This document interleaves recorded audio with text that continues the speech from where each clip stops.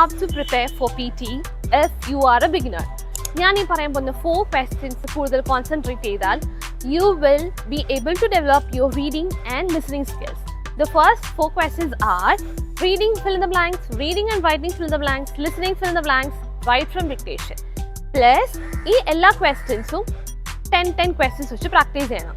And also half an hour of reading and half an hour of listening. So half an hour reading എന്ന് പറയുമ്പോൾ you can read journals, magazines, newspapers and listen to podcasts, TED Talks. So ഇങ്ങനെ നിങ്ങൾ ചെയ്യുമ്പോൾ you will develop the reading and listening skills. Second most important is read aloud, repeat sentence also important. നിങ്ങൾ reading and writing fill in the blanks ചെയ്യുമ്പോഴത്തേക്കും you will be having the skill of doing your read aloud. And listening also will boost to do your repeat sentence also.